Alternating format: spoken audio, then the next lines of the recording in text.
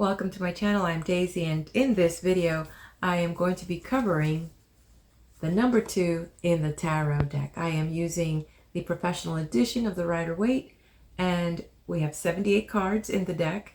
22 are called the major cards, and the remaining 56 are in the minors. So I've already covered the aces. You can check that in another video. And now we're going to talk about the number 2.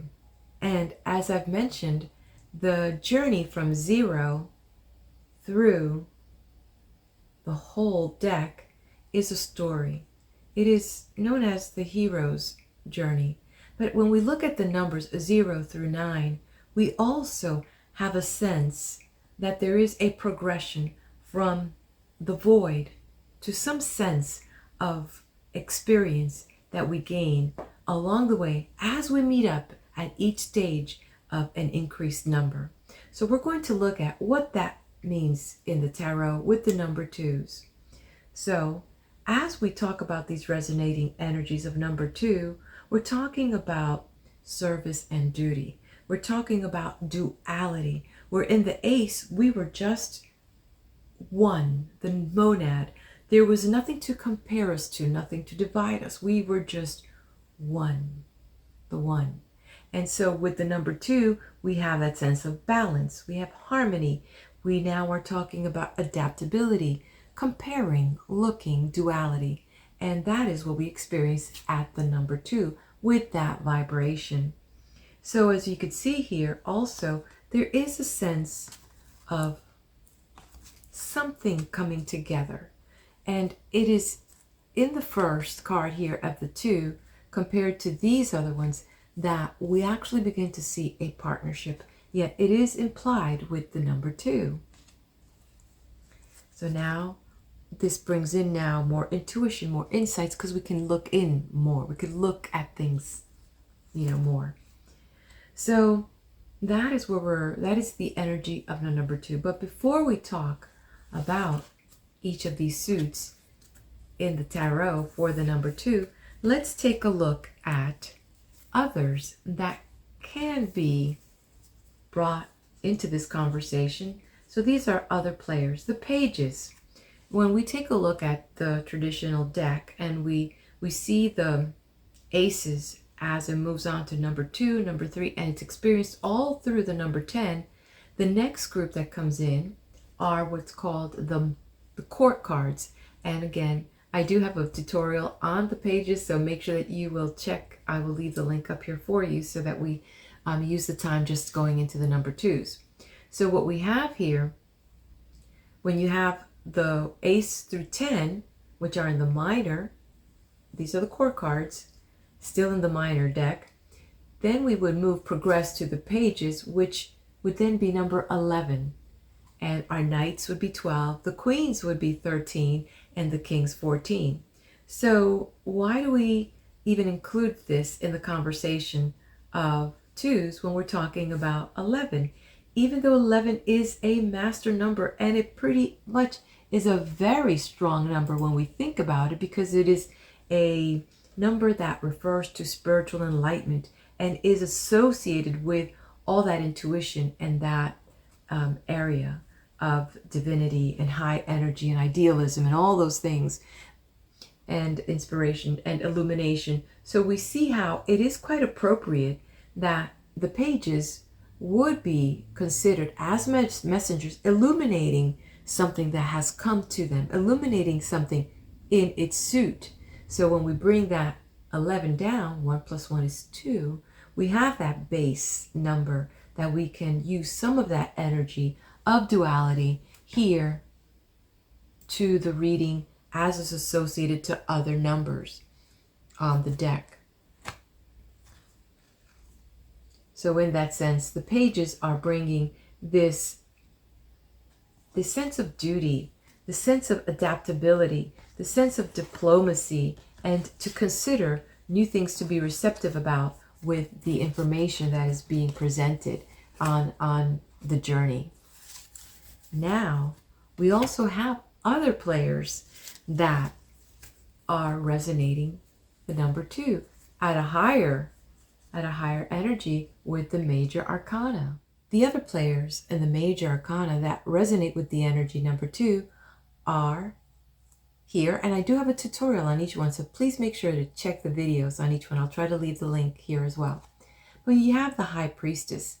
So with the High Priestess here, we see already briefly the two pillars here in that sense of duality, because the two pillars are now opposite colors. Now this is an opportunity to look at this from two vantage points and take a look at these opposing forces that are existing within this space. We see that as well. And we could even say that when we see the number 2, now we can make that association that the moon has the vibration of that energy of the number 2. And as we've seen, its many phases here, it's depicted here as well. Mysterious as the moon, with this very feminine energy. So we could say that the number 2 has a feminine energy to it, a sense of duality, a sense of opposing forces that, we deal with when we have different situations. So that is present, and mystery and intuition and psychic ability into the different things as we see the High Priestess. Also resonating the number 2, again, even though 11 is a master card here with the Justice, when we take it and break it down, we could easily come back to that 1 + 1 is 2. And in the Justice, this time we do see the pillars here, the two pillars, but this time they are not in opposing colors. This is about fairness. This is about justice.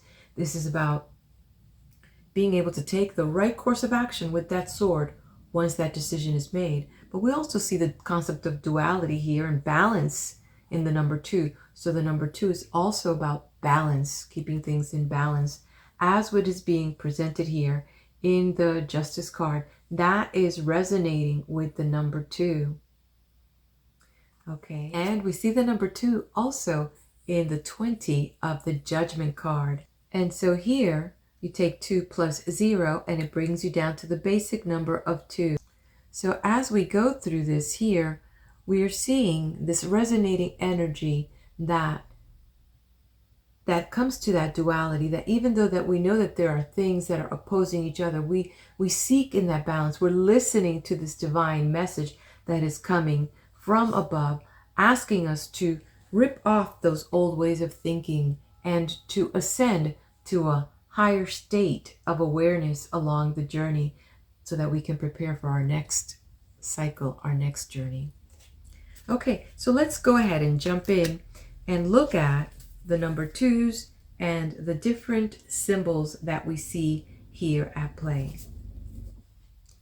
So when we look at the number 2 and knowing now all this energy about the number 2, about the duality, about balance, about connection, about relationships, and in the Suit of Cups, we have here our water sign, our Cancer, our Scorpio, our Pisces. And so we have all that vibration of intuition, of energy, of communication, of sensitivity, and all that is flowing in here with that creativity and imagination as well. So as we look at this particular card here and pull some of the symbols to draw from this message, yes, we do see two people here coming together, choosing to connect, to express their feelings, to communicate, and communicate with one another, whatever is at play here, whatever is being filled in this cup here, willing to share that cup with each other. And additionally, as looking at the images, we see the man, we see a woman, that balance of the different male and female energy. We see that duality as it is being presented in here. And there's something ceremonial to this, a sense of ceremony, a sense of seriousness about what is coming. And definitely this is a very auspicious card, confirming that what is showing up is in relationship to partnerships, relationships, business ventures in a very positive and auspicious way. And some of the symbols here that give that away here, we see the lion with courage and a sense of heavenly with the wings that it's flying, coming from heaven, seeing this relationship, seeing this business venture, seeing this communication, seeing this partnership as very healthy and respectful, as you see the caduceus symbol there, bringing in between these two energies that are going to kind of govern and direct this relationship forward. Okay, let's take a look at the next one. The Two of Pentacles. And one of the things that I've encouraged, is mentioned several times in the channel here, is when you are looking at cards, it is important to derive your interpretation based on what you see also from the different artists that's rendering that particular card. So this is the standard Rider White deck, and as you can see here, we have our background is an ocean, and it's pretty choppy. Here, the background is just a backdrop of a city. So as we look at this, we see in this card, again, we are dealing with our earth signs. So we have our Capricorns, our Taurus, and our Virgos. And this particular group of energy that comes with the earth signs has to do with people that are practical, they're dependable, they're grounded, very earthy. So if not, that's the lesson that they're going to be learning. So what we see here is that this person with the coins in their hand, they're a couple things. We also see that there's the infinity symbol. So it is coming from an ability to handle whatever is being presented. There is a sense that whatever is being presented, even though the hands are full, you are juggling, and you are not dropping that ball. And some of the other elements here that kind of has a sense of, there is no sense of like worriedness. I mean, life has its chaos. Life has its up and downs. And one thing we can say about the Two of Pentacles is that not only do we see some sense of higher energy that is helping your querent manage whatever is being shown up, and there is no stress here. It is just there's even a little dance. You can see there's even a little dance to the activity here. So it's not like, oh, there's like, hey, I got this, and juggling from one foot to the other, most likely doing a jig.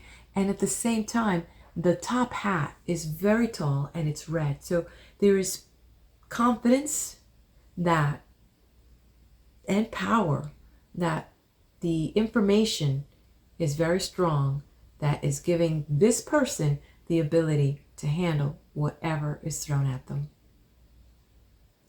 Okay, let's take a look at the other two that we have in the minor deck, which is the Two of Wands. And when we talk about the wands, we are referring to the fire signs. Yes, we are talking about Sagittarius, Leos, and Aries. And so we have people that are on fire here. They're passionate, they're optimistic, they're very spontaneous, and they are at the edge of opportunities and ready to go and eager for the next adventure, as you could see that is depicted here. And we see that he is a person of means and well-to-do right now, that he is at that stage where he's confident that he can take on this adventure and do more. And as we interpret this card, we can see here again, that sense of balance, that sense of duality, but not of standing still. We have one wand is anchored, having that sense of security. He's on the rooftop of, I don't know, his castle possibly, right? As he's looking towards the land and looking at the prospects, because he can at this time, and he can remove this other wand and go on his adventure, and with all the promises he has. He has a red cap, again, talking about the courage and attained knowledge that now he's had, because at the aces, it was just a one concept, but now he's gained more knowledge. Now he can see deeper into things, and he's ready to take on the world because it's at the tip of his hands. The possibilities are endless. All right, let's take a look at the next one. And as we look at the Two of Swords, we are referring to our air signs, Libra, Gemini, Aquarius. And here we have things of intellect, things that are dealing with that sense of determination and that social bringing together of justice and truth. So these are the elements that we have with the swords. So now, how do we interpret the Two of Swords, understanding that concept of duality, the concept of seeking balance? And what is the Two of Swords trying to tell us in this card? As we see here, we have someone here that has her face kind of blinded, and in that sense, now you can't see forward, you can't see ahead of you, but at the same time you have the swords, and this woman is seated here with her swords in her hand, ready to take some sense of action, but yet it's blinded. She's blinded to what is in front of her. Yet in the background, we have this body of water behind her. And yes, it is calm, but there's still so much going on with what water represents as far as emotions. And if we look a little bit closer, we will see that there are some rocks in the way. So we could possibly get hurt among the rocks, or if there are ships coming, this could be a disastrous move if somebody doesn't tell them what is happening there to alert them of the situation. So with the sword in hand, we know one thing. There are two choices, there are decisions to be made. What is that decision going to be? And in which direction? Because the swords are not pointing in the same direction, and they're not both in the same hand. They're off to a different angle, with the moon slightly overhead. We don't have the full light of the moon to show us, or at least to shed light on what is going on here. So with that moon shaded in the position that it is, it could be that also there might be some things that are not what they seem. You know, we're living in a world of illusion maybe, or perhaps there is some deception that's happening. So it's very hard to make that choice. Oh well, thank you so very much for joining me, and please do follow me to the next video where we'll talk about number 3.